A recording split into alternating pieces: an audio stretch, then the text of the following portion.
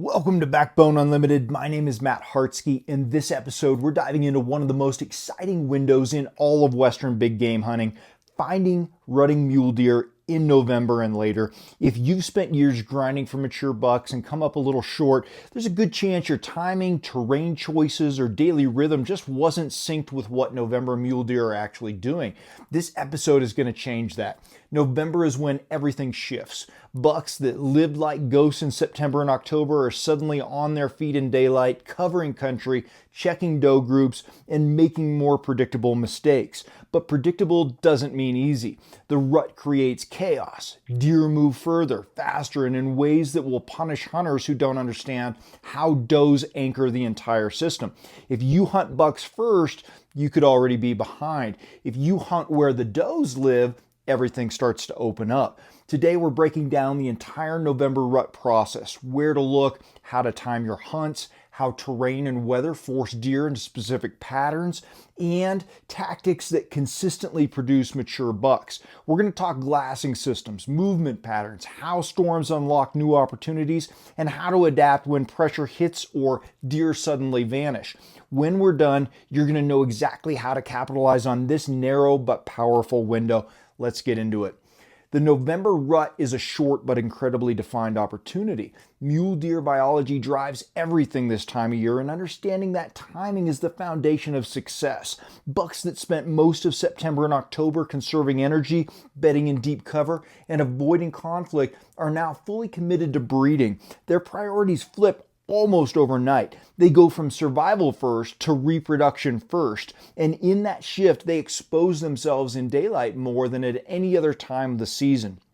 During early November, the rut can feel subtle. Your younger bucks are the first to show up, right? Shadowing does, sparring, and cruising low pressure edges. As does begin entering estrus, mature bucks move more aggressively. They expand their range, hit traditional doe gathering areas, and spend more time in transitional terrain where visibility is good but cover is close. This is the phase when hunters begin seeing mature deer in places they've never seen them before. Instead of sleeping deep in the timber all day, they move to check does mid-morning, cruise ridge fingers midday, and sometimes push does into openings where a smart hunter can get a clean opportunity. The peak rut is generally mid-November, but weather, elevation, and localized deer genetics can shift that window. Regardless, the underlying driver is always does. Bucks don't randomly cover country. They're moving with purpose, searching for hot females. You find does in November, you've already found the center of the universe. Mature bucks might not be with them every single hour, but they will cycle through. Sometimes it's every few hours, sometimes it's every few days, but they will come. Because bucks are laser focused on reproduction, they're less concerned with bedding sanctuaries than they were earlier in the year. They'll still respond to pressure and they still use cover, but they move with more urgency. They're going to take more direct routes between groups, cross open sage at first and last light, and even expose themselves midday when checking pockets of does. This is why November is so powerful. You're not trying to catch a nocturnal animal slipping up in the daylight. You're hunting an animal that is actively seeking out the very thing that keeps them vulnerable, the does. The November rut also compresses mule deer movement into very specific elevation bands. Early in the month, deer may still be relatively high if snow hasn't pushed them down, but as storms roll in and temperatures drop, the migration accelerates. Bucks shadow this movement. If you're hunting high and the does are low, you're out of the game. If you keep yourself within the active elevation zone where doe groups are comfortable, you're going to always be in the hunt. That's why understanding the rut window means more than simply knowing the calendar. It means reading conditions, tracking doe behavior, and adjusting your tactics to stay aligned with the herd's daily and seasonal shifts. Understanding the November rut window means acknowledging one core truth. Find the does and you will find bucks. Everything else builds from there. When it comes to consistently finding mature mule deer bucks in November, everything starts with locating those doe groups. During the rut, bucks behave unpredictably as individuals, but they behave very predictably around does. If you can consistently locate and monitor groups of does, you will eventually get opportunities at mature bucks, and many of those opportunities will happen without needing to cover endless miles. Does are the foundation of the entire November strategy because they are the constant, while the bucks are the variable. Bucks move, does stay put. A mature buck may travel miles during the rut while searching for receptive does, but doe groups anchor themselves to familiar areas with reliable food, security, and escape routes. This stability is the reason bucks cruise through those locations like clockwork. If a group doesn't have a hot doe, a buck might stay only a few minutes before moving on and then circle back later. If a doe is in estrus, a buck may remain with her for a day or two before continuing his circuit. If there's a bunch of does in estrus, he's going to stay longer. Because of this, your odds go up dramatically when you focus on doe country instead of wandering around hoping to randomly bump into a buck. The most effective way to hunt November mule deer is to treat doe groups like magnets. They're going to draw the traffic. They create predictable patterns. And if you give those patterns enough time, older age class bucks will eventually show up. In November, most does shift slightly lower in elevation compared to where you might find them in September or early October. They seek dependable food, moderate terrain, and bedding areas that offer cover and security without forcing them deep into steep, remote country. To locate these groups, you should focus your attention on foothill benches with sage and bitterbrush, open pockets of aspen with adjacent meadows, and edges where timber transitions into open feeding ground. Windswept winter range slopes, oak brush and mahogany hillsides, and low to mid-elevation ridges with quick escape terrain are all classic. That's going to be your November doe habitat. These areas allow does to feed comfortably while maintaining security, which is the balance they prioritize this time of year. Most hunters make the mistake of hunting buck terrain, which often means steep, rugged basins far from pressure. Those locations can still hold deer, but the most productive November strategy is to look where does can live in numbers. Food availability becomes more important than solitude during the rut, especially as colder weather and gradual snow accumulation begin to push deer toward transitional and winter range. You don't need to find a massive herd to be in the game either. A group of 5 to 10 does will consistently attract multiple bucks throughout the rut, and single dominant bucks will rotate in and out as receptive does appear and breeding cycles shift. If you can locate multiple groups of does within a few square miles, you are in a high probability zone that will continue to draw buck traffic for days. Doe bedding patterns become more predictable in November because they tend to prioritize security and efficiency. You will often find them bedded on mid-slope benches, on the north and northeast aspects where cooler temperatures and cover are available, and just below ridge tops rather than all the way down in the bottoms. They want to be close to food, but not necessarily exposed, and those positions give them visibility, escape routes, and terrain advantages while still allowing quick access to feed. If you locate a group of does at first light and you don't see a buck with them, don't necessarily leave. A lot of times those bucks are going to cycle through those groups constantly throughout the day. Many mature bucks will show up mid-morning or even midday, cruise the perimeter or, trailing through the backside of cover where they are difficult to spot unless you stay and continue glassing. This time is one of the biggest reasons why patient hunters are often more successful in November than hunters who just try to cover too much country without letting the rut come to them. It's better to hunt one good doe group thoroughly than to bounce between several basins hoping to stumble into a buck. Doe distribution also changes slightly with weather. During early November, groups often hold at mid-elevations near the best remaining feed. As the month progresses, they're going to shift lower towards mid-range where food becomes more accessible and snow accumulation is lower. If a heavy early storm hits, this movement is going to accelerate, and bucks often follow immediately because their priority is always tied to the does. If snow stays light, deer are going to remain more spread out. Hunting pressure also influences doe location, but usually not too dramatically. Does rarely abandon an area entirely. Instead, they're going to shift into thicker, more secure microhabitats within the same general zone. They may move into steeper timber edges, shallow brush-filled draws, or benches that provide better concealment. Because bucks follow the does rather than the terrain, they're going to continue to locate those hidden groups as well. If you put in the time, you're going to locate them too. The bottom line here is simple. If you find the does, stay with the does. Bucks are going to show up. Maybe it happens within an hour, maybe it takes until tomorrow, but they will come through. Every experienced November mule deer hunter I know, guides included, builds their entire strategy around consistent doe location this time of year. It's not luck, it's biology, and it's repeatable, and it works. If you want consistent November success, you must stop hunting bucks randomly and start hunting the does intentionally. Find the does, watch the does, stay with the does. Mature bucks are going to follow. When you're hunting mule deer in November, understanding terrain, elevation, and food sources becomes one of the biggest competitive advantages you can have. The rut may make bucks more visible and more active, but that does not mean they are randomly scattered across the mountain. They're still tied to terrain features that provide does with the essential: food, security, comfort, and escape routes. If you can read the landscape with those priorities in mind, you're going to dramatically improve your odds of finding deer consistently.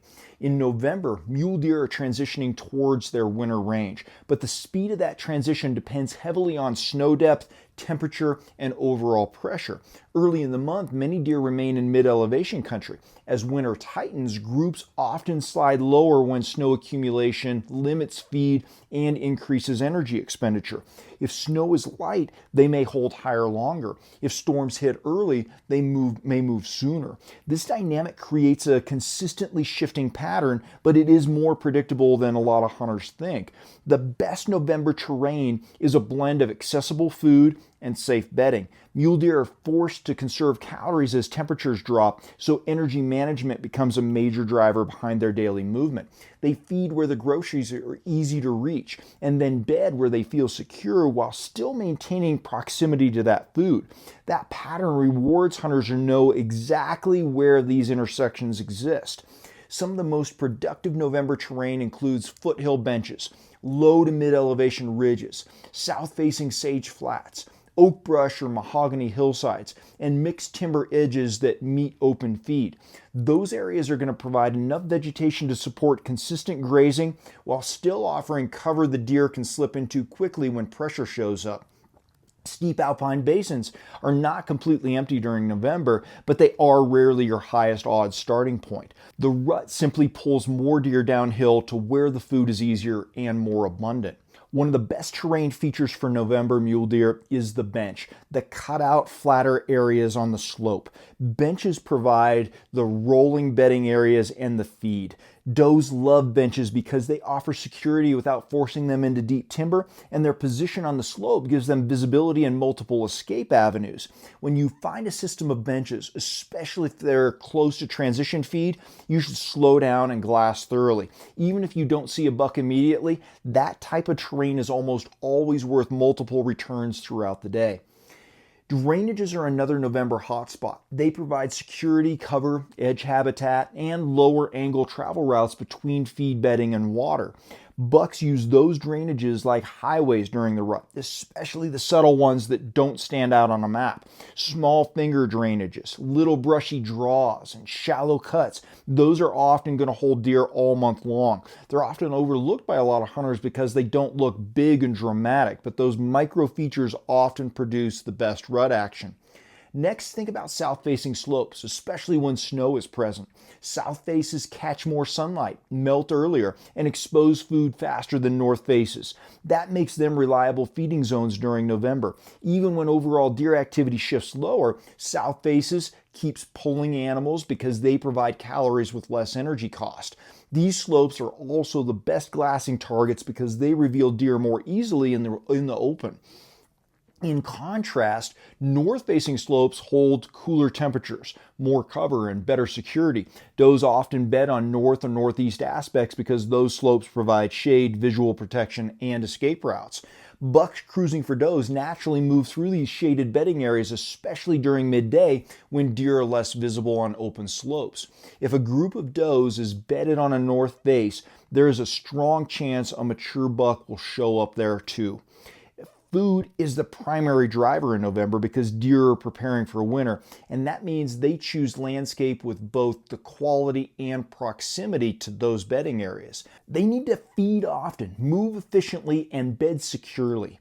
The most common November forage includes sage, bitterbrush, mountain mahogany, and open meadows with residual grasses. These food sources show up consistently on mid-elevation foothills and transitional winter ranges. If these plants are present, there is a high likelihood mule deer are going to be nearby, especially when snow is shallow enough to allow regular feeding. Often, the best approach is to identify places where food, cover, and general terrain all come together. It doesn't need to be dramatic country either. Many mature November bucks are killed in simple terrain that a lot of hunters drive past without a second thought. A rolling sage slope with pockets of mahogany and a few well-defined benches might look unremarkable on the surface, but if does are using it, a buck is going to eventually appear. Human pressure also shapes November movement, but not in the same way it does earlier in the fall. When deer are rutting, bucks tolerate more disruption, but does still prioritize safety. If pressure increases, deer rarely abandon the area entirely, but they're going to shift to thicker pockets, deeper cuts, and a little bit less visible benches within the same general zone. This means you should treat the landscape as a mosaic rather than a set of isolated features. If you locate a pressure pocket, look for the nearest patch of terrain that offers more security. You're going to often find deer holding tight in that adjacent cover. When reading November country, glassing strategy becomes critical. Your time is best spent locating does first, then studying the surrounding terrain to identify funnels, bedding zones, and travel corridors bucks might use as they check doe groups. This is especially important during mid-morning and midday when bucks often cruise lightly used terrain features slightly above or beside feeding groups. Those bucks are looking for does quietly rather than just moving directly through the open. The pattern is pretty simple and it works year after year. Mule deer in November gravitate towards terrain that makes life easier at a time when calories matter. Weather is uncertain and security is still essential. If you focus on mid-elevation foothills, benches, drainages, and south-facing feed, you're going to always be close to deer. Add in consistent glassing, patience around doe groups, and thoughtful movement through terrain, and you're going to continue to put yourself in high probability situations every season. When you understand the terrain, the rut stops feeling like chaos, and it becomes a predictable rhythm that you can recognize, anticipate, and hunt with confidence. Weather is one of the biggest forces that shapes mule deer behavior in November. It doesn't simply influence where deer go, it dictates how far they travel, how long they feed, where they bed, and how visible they are during daylight. If you understand how weather, snow depth, and temperature affect mule deer, you can predict movement instead of reacting to it. The single most important factor in November is snow. Snowfall changes the game quickly because it forces deer to make decisions about energy management. Deep snow increases the energy cost of movement dramatically. Walking, feeding, and even bedding require more calories when the snow piles up. Because of that, deer begin sliding toward terrain where they can feed efficiently without burning more energy than they take in. This is why the transition towards winter range often accelerates after the first significant storm. Light snow, especially 2 to 6 inches, is not really enough to push deer far. In fact, it often just makes hunting easier. That depth covers older sign, highlights fresh tracks, and exposes deer as they feed more frequently. Bucks stay active, does remain in established areas, and the rut continues largely uninterrupted. Those conditions are ideal because visibility improves while movement patterns remain familiar. When storms become heavier, everything changes. Once snow accumulation reaches 8 to 12 inches or more, deer start shifting to lower elevations where feed is easier to access. This is especially true in steeper alpine or subalpine country. Even small elevation drops can dramatically improve their energy balance. To you as a hunter, this means you must pay close attention to the snow line. Wherever the snow line sits, mule deer will typically hold just below it, especially if feed and cover are present. That band becomes a natural concentration zone during November. Temperature plays a major supporting role too. When temperatures remain mild, deer can stay higher longer even if snow begins to accumulate. But when temperatures drop into extended cold spells, their bodies work harder to maintain warmth and their calorie needs increase. Colder weather forces frequent feeding and makes deer more active during daylight. This is why some of the best rut hunts occur during colder weeks when deer must feed longer in the open. Warm weather does the opposite. It often slows rut activity and limits daylight movement. Bucks still check does, but they do it more at night or in thick cover. If you hunt in warm conditions, you should expect reduced visibility and shorter feeding windows. In that scenario, you must slow down, glass more carefully, and pay attention to pockets of shade or cool north-facing slopes where deer can stay comfortable. Storm timing affects the hunt dramatically as well. When a storm is approaching, deer often feed heavily in anticipation. The pre-rut storm window is a prime time to hunt. As snow arrives, movement may decrease temporarily while deer wait out the storm, but then shortly after the storm clears, deer often feed aggressively again.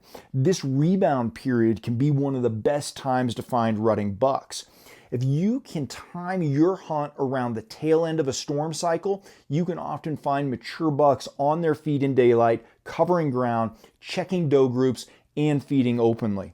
Wind is another factor to consider. In November, wind often increases around storm fronts. High, sustained wind pushes deer into protected terrain such as timber pockets, leeward slopes, and brushy benches. Those are going to be sheltered areas that become temporary honey holes. After the wind settles, deer ease back into more visible terrain. If you hunt during strong winds, prioritize protected slopes and don't waste your time glassing those exposed ridgelines. Hunting pressure blends into this equation too. During November, heavily pressured deer do not abandon entire drainage. We talked about that earlier. Instead, they're going to slide into thicker timber, deeper cuts, or smaller pockets where they feel secure. Snow makes those movement patterns easier to read. Tracks reveal how far they've moved and how fast they've traveled, and whether they're feeding or simply traveling. Fresh tracks leading into small pockets of cover can tell you exactly where deer are holding during pressure and bad weather. Snow also influences bedding. When the ground is frozen and snow is present, mule deer often bed on east or southeast aspects during the morning. Those slopes catch first light and offer warmth without the harsh exposure of south faces. Later in the day, deer may shift to benches, drainages, and timber pockets where they can bed on drier ground or under cover. Where they bed, bucks will follow. One of the most misunderstood behaviors is how rutting bucks travel in snow. Bucks are going to still cruise during November, even when conditions are harsh, but they do so more efficiently. They move through connected terrain features such as ridge fingers, benches, and shallow draws, rather than just wandering open slopes. Their goal is simple: check doe groups without burning unnecessary calories. If you find a concentration of does, bucks are going to eventually pass through. If you find multiple doe groups connected by subtle terrain features, bucks are going to use those routes consistently. Weather also affects visibility. Stormy, cloudy days can be incredible for rut hunting because deer stay on their feet longer. Overcast conditions blocks harsh sunlight, keeps temperatures moderate, and gives deer extended feeding windows. On those days, you should glass all day, not just during the morning and evening.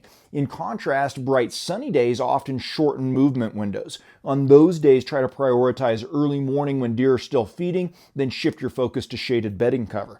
Ultimately, the key to understanding November behavior is recognizing that mule deer respond to weather in predictable ways. Snow depth, temperature, storm cycles all control elevation, feeding timing, bedding habits, and travel routes. If you stay flexible, track the snow line, and hunt the terrain where energy balance favors deer, you're going to consistently stay in the action. The rut may feel chaotic, but weather brings rhythm and structure to the movement. If you learn to read that structure, you're going to always be a step ahead. Now, glassing is your single most efficient way to find rutting mule deer in November. Right now, deer are moving more than at any other point in the fall, and the mature bucks you're hunting may only be visible for short windows throughout the day. If your glassing strategy is tight, you can locate both does and bucks without hiking dozens of unnecessary miles. If your glassing strategy is sloppy, you can walk right past deer all day long and never know they were there. Those old bucks are smart, and a lot of times they hold tight.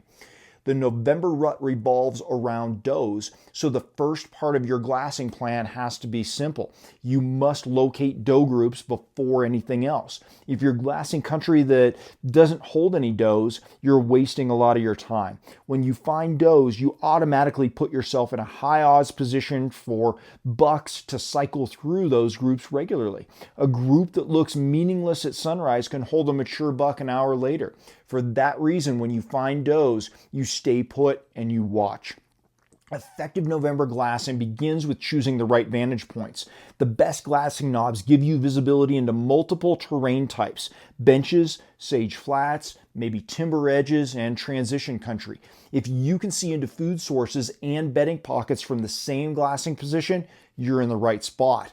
It's better to glass one great vantage thoroughly than to bounce around between multiple mediocre angles.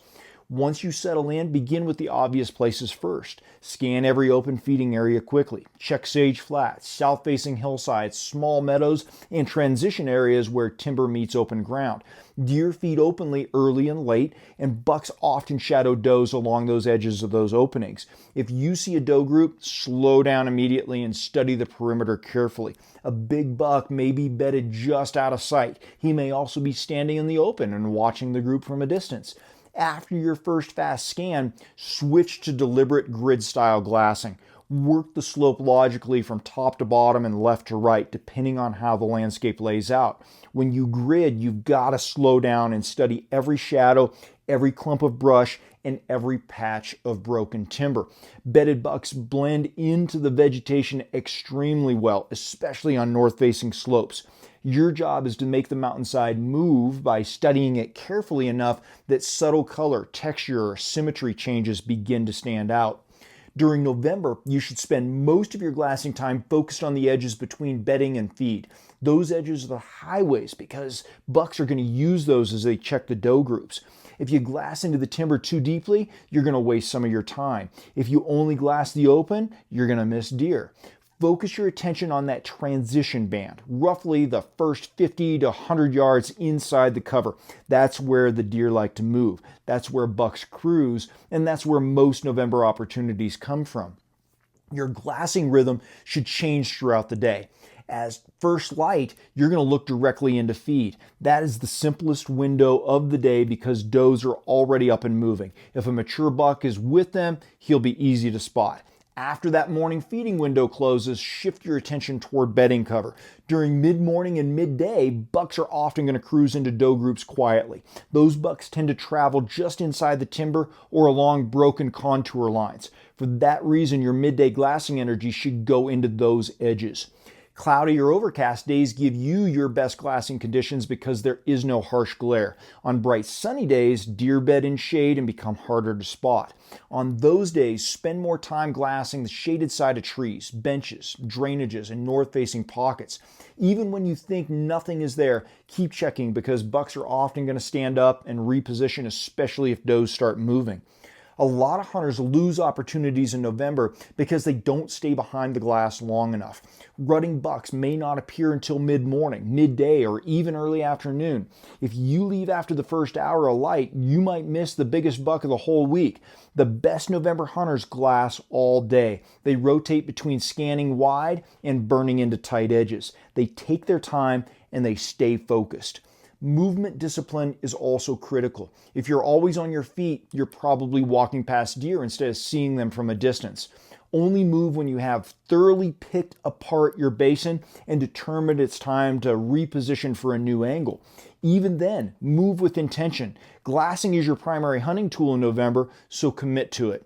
When you do relocate, pick angles that let you look into the same terrain from a new perspective. A new angle can reveal deer you missed earlier because they were hidden behind brush or topography. Keep bouncing angles around doe groups and you're going to eventually catch a buck traveling through. The goal is not to glass more country. The goal is to glass the right country with enough patience and discipline to catch the rut as it cycles. If you find the does and glass with this intensity, mature bucks will eventually reveal themselves. At the end of the day, November mule deer hunting is a visual game. Your glassing strategy will determine how many deer you find, how many opportunities you get, and how effective you are when the action is slow. If you take your time, glass deliberately, and build your plan around doe location, you will consistently stay in the action. The rut rewards the hunter who stays behind the glass, not the hunter who just burns boot leather out of frustration. Now, still hunting and ambush hunting are both deadly strategies for rutting mule deer in November, especially when deer are holding tight to pockets of cover around reliable food and bedding. When you understand how to move slowly, position yourself correctly, and use the wind to your advantage, you can kill mature bucks at close range without needing to chase them all over the mountain. Still hunting is simply the disciplined art of moving through mule deer country slowly enough that you see them before they see you. It sounds simple, but it is one of the most challenging skills a Western hunter can learn. Most hunters walk way too fast. In November, moving too quickly is the quickest way to walk past a buck you never knew was there or get busted by a bunch of does. If you want to hunt this way, you must commit to patience, observation, and constant awareness of wind and thermals. In November, bucks are often hovering around doe groups in the first 50 to 100 yards inside the cover. That edge zone is perfect for still hunting because you can move along the cover line quietly while glassing into pockets where deer feel secure. As you move, stop every few steps and thoroughly scan the brush. Study the shadows. Pick apart every opening. You're not looking for entire deer, you're looking for pieces, an ear tip, a horizontal back line, a white face, or a patch of hide that just doesn't belong. Thermals and wind direction matter more during still hunting than almost anything else. If you try to sneak through the timber or broken cover with the wind at your back, you are wasting your time. You're going to blow deer long before you ever see them. Always move with a crosswind or straight into the wind. That gives you the advantage and allows you to move at a pace where patience actually pays off. The moment you feel wind start to swirl, stop. Check it constantly. If it becomes unreliable, reposition immediately rather than pushing forward and hoping for the best. Your pace should be slow, so slow that it almost feels uncomfortable. If it takes you an hour to move 100 yards through prime country, that's pretty perfectly normal. This is especially true on north-facing slopes and benches where does like to bed and where bucks slip in quietly to check them. Every few steps, pause for at least 30 seconds. If you hear a branch snap or see movement, you should be prepared to shoot. Rutting bucks don't always give you much time to react. Still hunting works best in broken terrain. Pockets of timber, brushy slopes, benches, and shallow draws. Those zones hold deer because they provide security and quick escape routes. When you find those tracks, poop, and rubs, slow down even more. If you push into sign with patience, you're in the right neighborhood. Bucks check those pockets constantly throughout the day, especially if they hold does or isolated feed. Ambush hunting is equally effective in November because deer follow predictable patterns between feed and bed. Even during the rut, mule deer have structure to their day. Does feed at first light, then transition to bedding areas mid-morning. Bucks shadow those groups and often travel slightly above, below, or behind them. If you can identify those funnel, saddles, or edge routes, you can set up and let the deer come to you. This strategy is especially effective near benches, subtle saddles, or the upper edges of brushy slopes that lead into bedding pockets. The key to ambush hunting is timing and discipline. You must arrive early. You've got to settle in quietly and remain patient. Many hunters get frustrated because they can't see far from their setup, so they abandon the spot too soon. During the rut, that impatience costs opportunities. Bucks can show up at almost any time of day. When does are nearby, bucks are going to make the rounds, often moving silently through cover and revealing themselves only for a few seconds. If you're not there, you're going to miss that window. You should choose terrain for ambush locations based on 3 criteria. First, you must be able to hunt them with reliable wind. If the wind becomes unpredictable, the spot is no longer worth hunting. Second, the location must be close to bedding, feed, or a travel funnel between the two.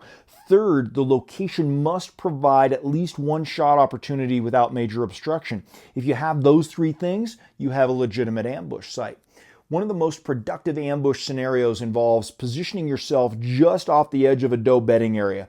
If you know where the does are bedding, you can set up downwind or crosswind of the entrance routes bucks use to check those groups. You may not see a buck every day, but if you give an area multiple sits, odds increase dramatically that a rutting buck will swing through. If you want to combine both still hunting and ambush tactics, work slowly through the transition zone until you get to a high probability funnel or bedding edge. Then sit down, glass, and wait. If a buck doesn't show up within a reasonable window, pick up and continue still hunting. This hybrid approach keeps you in the game while maintaining patience around the best terrain and could keep you warm in cold conditions. One reason these tactics are so effective in November is because deer are less pressured by noisy movement inside broken cover. Wind, snow, or brush all help hide your movement. If you move slow enough and keep wind in your favor, you can get within shooting distance of rutting bucks even in tight country. This is especially valuable when you're hunting mature deer that may have already pushed their does into thicker cover to avoid hunting pressure. Shot opportunities during still hunting and ambush hunting can be fast, so you have to be ready for those too. Keep your rifle or bow accessible at all times. When you stop to glass, keep your weapon oriented towards the highest odds terrain. The moment you spot a buck, you may only have seconds before he disappears behind cover or follows a doe out of sight. If you're fumbling with your weapon, that chance is gone. The bottom line is pretty simple. Still hunting and ambush hunting are slow, deliberate, and incredibly effective during the November rut. If you position yourself on the edges of doe groups, move with the wind, and stay patient, you will eventually cross paths with mature bucks. The rut rewards hunters who are intentional with their movement, disciplined with their glass, and willing to slow down when the sign and terrain tell them they're in the right place. When you commit to those tactics, November stops feeling random and it turns into a controlled waiting game when your preparation and patience pay off in real opportunity. As we wrap up this conversation about finding rutting mule deer in November, I want to bring everything together into a clean, actionable strategy. November is one of the best months of the year to hunt mature mule deer. Bucks are energized, they're distracted, and they're traveling in predictable patterns as they search for does. If you approach this season with solid fundamentals and good discipline, you're going to consistently put yourself in front of mature deer. Your number one goal during November is to locate the does. Mature bucks don't move randomly during the rut. They move deliberately between doe groups, checking them for readiness. If you spend your time chasing sign without focusing on doe concentration, you're going to fall behind. Does are your compass. If you find does, bucks will eventually show up. Once you find doe groups, slow down and glass. Glassing is your most important tool during the rut. You should constantly scan transition zones, open faces, pockets of cover, and edges where does like to feed and bed. Because November often includes shifting weather, bucks may be visible at all hours of the day. This is one of the few times you can realistically catch a good buck up and moving at midday. Stay sharp and keep your optics working.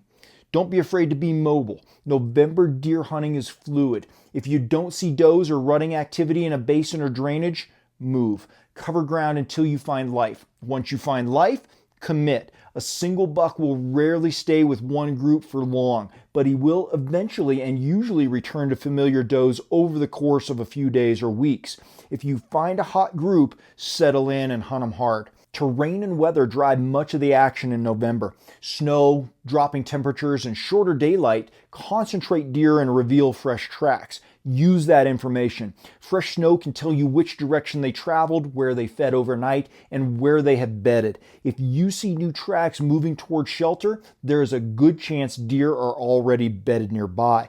Move slowly, glass ahead, and use cover to your advantage. One of the biggest mistakes a lot of hunters make in November is assuming the rut will fix poor strategy. Yes, bucks are more vulnerable. Yes, they move more during daylight, but you still have to hunt smart. You must play the wind. You must use terrain, and you must be patient. If you try to rush stalks or force your way into the wrong position, the deer will blow out and the rut will not save you. No single factor ruins November hunts faster than poor wind decisions. A lack of midday effort is another failure point. A lot of people glass hard in the morning and then go back to camp. During the rut, that is a massive missed opportunity. Bucks cruise at midday. They leave one doe group and search for another. If you're on the glass at noon, you may have a much better chance of spotting a mature buck moving between groups. The hunters who stay out midday kill significantly more deer. It's that simple. Another mistake is rushing stalks. In November, you may see a buck in the open and adrenaline hits fast. You need to slow down. You need to evaluate wind, thermals, terrain, angle, and your route. A fast stalk rarely ends well. Circle wide, stay patient, use terrain. A careful stalk is far better than a fast stalk. If it takes you an hour or 2 hours to get into position, that's fine. It's better to spend extra time and get a perfect angle and shot than to rush and blow the opportunity. Gear discipline also matters. Cold weather and snow exposes your weaknesses. If your clothing is noisy or your boots are loud in crusty snow, deer are going to hear you. If you're not prepared to stay out glassing for long periods, you're going to go back to camp too early and miss movement. Carry extra insulation, wind protection, food, water, and emergency gear so you can stay out all day if needed. A prepared hunter is a present hunter, and a present hunter is a more successful hunter. Now let's talk about mindset, because November mule deer hunting demands patience and calm. Bucks will show themselves, but you must remain composed when they do. When you spot a mature buck, your job is not to chase him immediately. Your job is to observe, understand his direction of travel, determine where he is going, and intercept him. The best mule deer hunters think several steps ahead. They don't just react emotionally, they respond strategically. If you can stay calm, gather information, and move intelligently, your odds go through the roof. When you finally get a shot opportunity, your process must be disciplined. You need to build a stable shooting position. You need to evaluate the wind. You need to confirm your range. You need to wait for a broadside or quartering away angle. Then you squeeze. If anything is wrong, the wind, the angle, the movement, you wait. Most hunters fail because they shoot too quickly. The best hunters wait until the shot is right and they're not rushed. The biggest takeaway from November is this: you don't need a perfect plan to kill big mule deer bucks. You just need a good system and the discipline to execute it. Find does, glass hard, be mobile if needed, always play the wind, be patient. If you can do those things with consistency, you're going to find rutting mule deer and you will kill rutting mule deer. The rut is an incredible time to be on the mountain. It's a gift. Bucks that would hide all year suddenly show themselves. They make mistakes. They come into the open. They travel. They fight. And if you know how to take advantage of that window, you're going to have some of the most meaningful and exciting hunts of your life.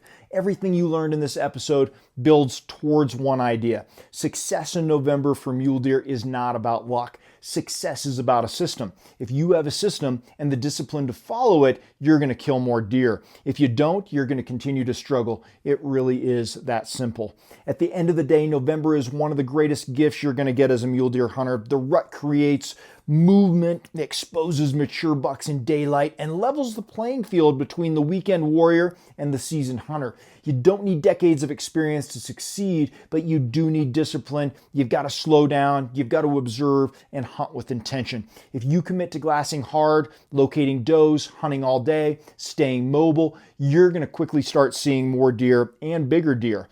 You will begin to understand their patterns, anticipate their movement, and position yourself where opportunity is inevitable. The rut is short and conditions can change fast, but if you maintain patience and keep a calm mind, this season can produce the best buck of your life.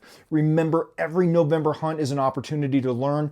Even if you don't notch a tag, pay attention to travel corridors, doe groups, buck behavior, and how weather and pressure affect movement. Those notes will pay massive dividends next year. November rewards pressure. Show up, stay in the glass, trust the system. If you're serious about taking this kind of knowledge deeper, that's exactly why I built Team Backbone. It's more than just a membership. It's a way to sharpen your edge with exclusive tools, strategies, and a tribe of hunters who refuse to quit. Inside, you're going to get 20% off site-wide on all Backbone Unlimited gear, a member-only t-shirt shipped to your door every month, not available anywhere else, full access to the digital content vault of guides, checklists, fitness, backcountry strategies, and mindset, a private Team Backbone Facebook group with direct access to me and a community of driven hunters who live relentless, direct call, text, or email access to me for personalized advice on training, hunting strategy, or just sharpening your edge, and automatic entry into monthly gear giveaways. This is built for the guys who train for the hunt, push themselves in the off season, and want to be a part of a tribe that makes them better. If you're ready for that kind of inner circle, then Team Backbone is waiting for you at backboneunlimited.com underneath our membership tab. Thanks for being here. Until next time, train harder, hunt smarter, and never settle.